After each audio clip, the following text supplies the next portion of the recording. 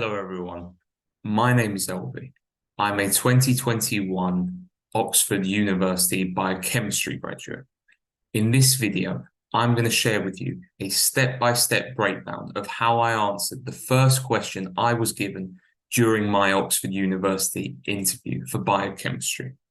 What I hope to show with this video is that the Oxford University interviews, even for scientific or numerical questions, are really more like a guided step-by-step discussion as opposed to a question-answer kind of thing.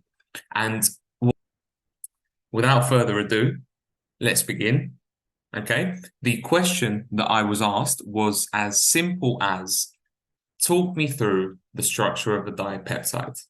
It sounds so straightforward, but as you will see, there is so much potential complexity that can stem from this original question, okay?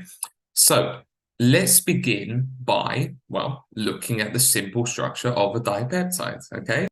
And as you can see, I've already drawn out the two peptides here. And so really all we're going to do here is demonstrate the basic reaction that's going to take place, okay? So you should be able to explain that it's going to involve the carboxylic acid group and the amino group, okay? And the type of reaction that we're going to have here is a condensation reaction. Why? Because H2O is being formed, okay? So net, what's going on is this is being eliminated as H2O, and we're going to be forming the peptide bond. Now, we can also be a little bit more specific in terms of how that reaction could take place. Remember, this is just chemistry at this stage. So we need to think about nucleophiles and electrophiles. So if we look at the nitrogen, it's got a lone pair. And if we look at the carbon, we know that it is a delta positive center. It's a center of, it can be attacked by a nucleophile, so to speak. So what we're really going to be illustrating here is a quite bog standard nucleophilic addition elimination reaction. Okay, and so what that's going to end up looking like, I'm just going to draw that up here. This is our tetrahedral intermediate, okay? This is what's happened when we've had the nucleophilic addition. The nitrogen here has attacked into the carbonyl bond. And what does that mean in terms of the charges? Well, the nitrogen now has a temporary positive charge because it has 4 covalent bonds. And the oxygen that was in the carbonyl now has a negative charge because the electron density that was formerly part of the carbonyl bond has now been shifted onto that oxygen atom as a lone pair. So we've completed the nucleophilic addition step of the reaction. Now it's time for the elimination step. So what's going to happen is that this OH group is going to be the leaving group, okay? And why is it going to be the leaving group? Well, because compared to NH2 group, it is a better leaving group. This is because it is a weaker base. What this means effectively is that it's happier, in quotes, to leave as an OH minus because that oxygen is more electronegative than the nitrogen. So it's happier to keep that lone pair. So it will leave with less resistance, shall we say. So this OH group leaves, and what it's going to do, in fact, is it's going to leave by picking up this proton, and then this bonding pair is now going to go back onto the nitrogen, and we end up with our peptide bond. Okay, you can see that we've eliminated the water, H2O, right? Now, there's one more thing we should not forget when we're drawing a dipeptide. We need to think about the context. So at the moment, we're just talking about chemistry. So this dipeptide Is it in a vacuum? Is it in water? And how is that going to affect the charged groups? Well, obviously, if we're talking about this being in water, which in a biological context is likely, we are going to need to think about the charged groups. And now, obviously, this nitrogen has a lone pair and is going to behave as a base and therefore accept a proton. Whereas this group is going to act as a acid. So this is going to be donated and the negative charge is going to be sort of equally distributed across here. Okay, so that was a very basic explanation of how to talk through a dipeptide reaction. And again, we'll come back to this at the end. But then I was asked to move the conversation in a more biological direction. So, how and where does a dipeptide form in biology? Now, obviously, this reaction, protein synthesis, the gradual joining of amino acids to make a polypeptide, takes place in the ribosome. So let's look at that. We're in the ribosome, and just to talk you through what I've drawn here, we've got the ribosome here represented in purple. And, the ribosome is the site of protein synthesis. But where does the information come from to do protein synthesis? It comes from mRNA, which in turn is a product of transcription from the DNA. Okay? And these are things, even though they sound blatantly obvious, these are things that you want to talk about and explain in your interview. You want to show the interviewer you're capable of dealing with multi-step processes and not omitting key pieces of information. So we've got our mRNA here.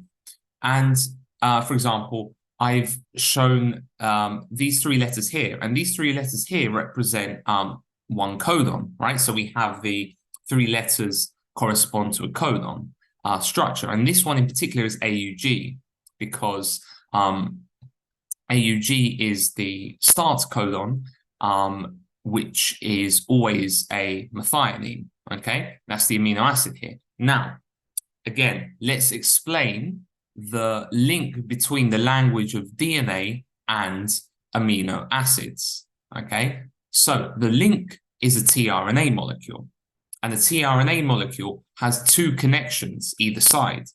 On the one side, you have the base pair hybridization, the codon-anticodon interaction. And on the other side, you have a covalent linkage between the RNA molecule and the amino acid itself.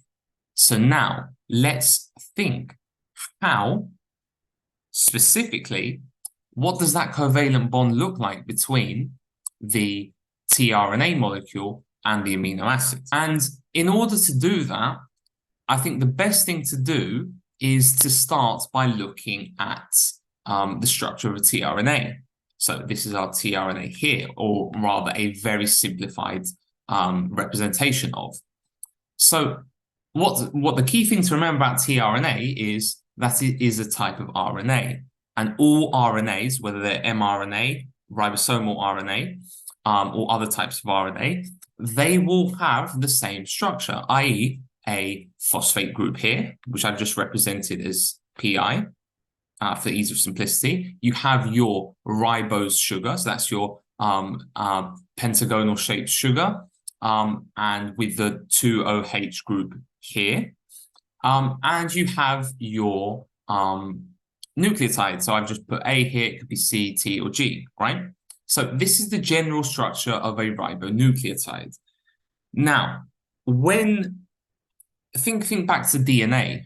When you have two nucleotides of DNA joined together, it's always in terms of a 3' linkage here.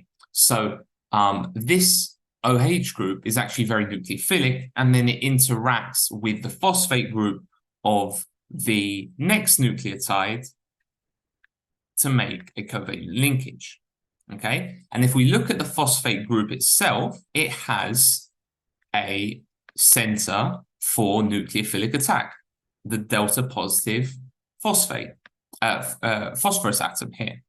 Now, let's go back to our amino acid.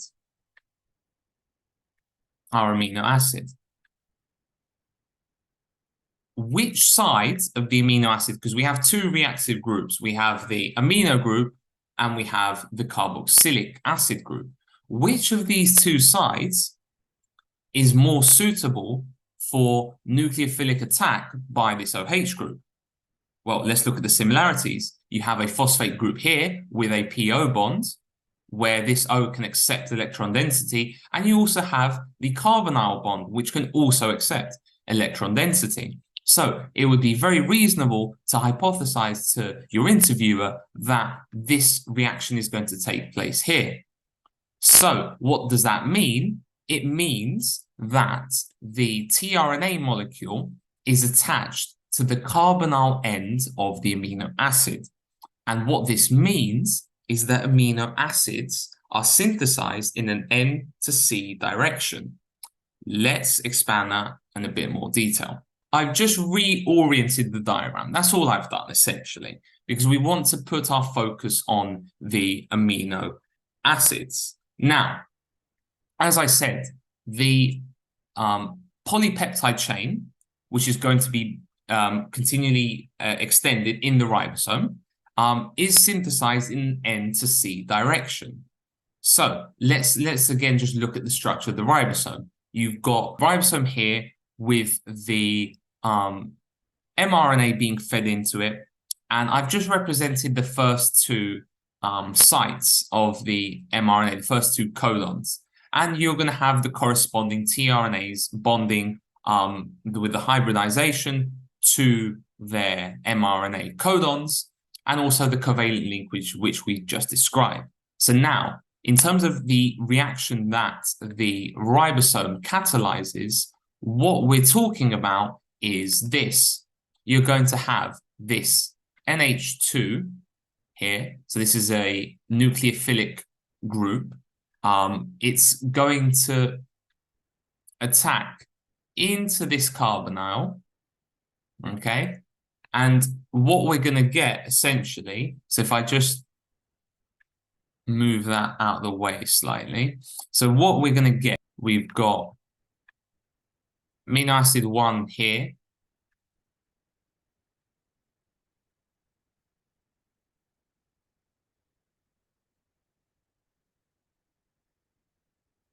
Always don't forget the charges, okay? And I'm just going to put amino acid 2 just to ease the representation, okay? And then we'll go amino acid 1. And then this is so this is tRNA 1. So I'm just going to call this TR1, okay? So what's happened is that amino acid 2 has joined into amino acid 1, and what's going to happen is that the ribosome is going to catalyze this reaction in such a way to make the tRNA component of the amino acid 1 be the more favorable leaving group. So it's just going to be a standard nucleophilic addition elimination reaction. So that electron density is going to come back in here to make that double bond, and this is going to leave and pick up a proton and form back that 3' OH on the ribose sugar.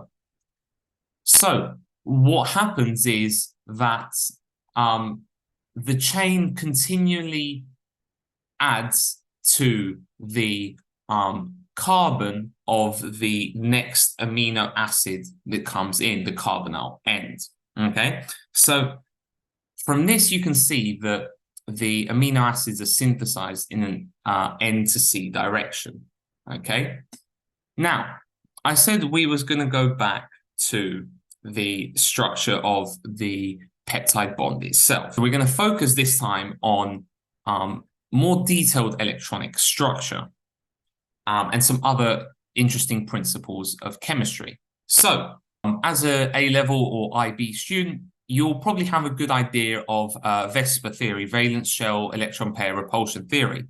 So you'll probably be thinking that this nitrogen is 107 degrees, the bond angles. Why? Because it's tetrahedral in structure, but because a lone pair repels more than the bonding pair, that's going to push slightly these angles together, okay?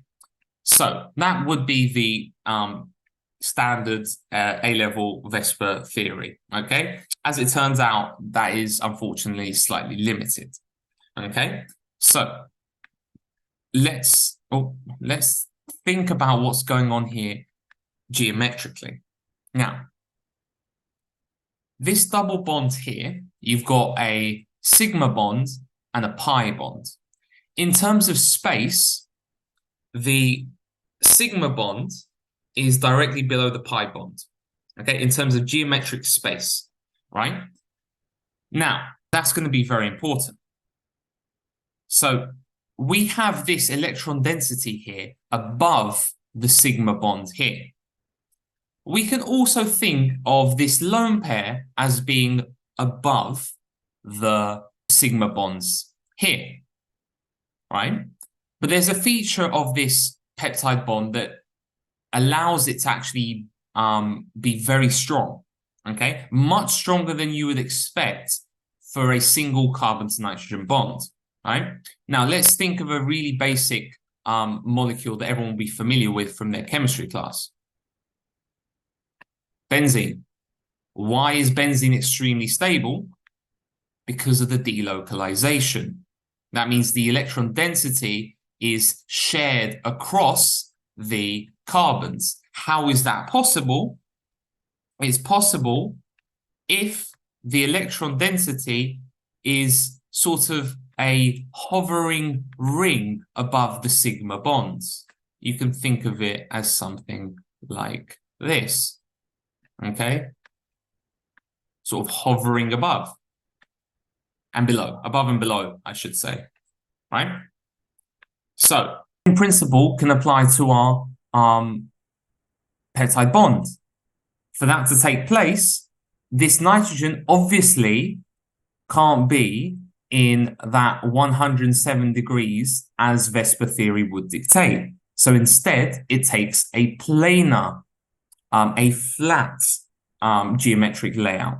Even though that would mean that these two angles are at 90 to each other, it's much preferable because it allows this lone pair to be in the same plane as this sigma bond, okay? Because this carbon here is already going to be in a flat planar structure.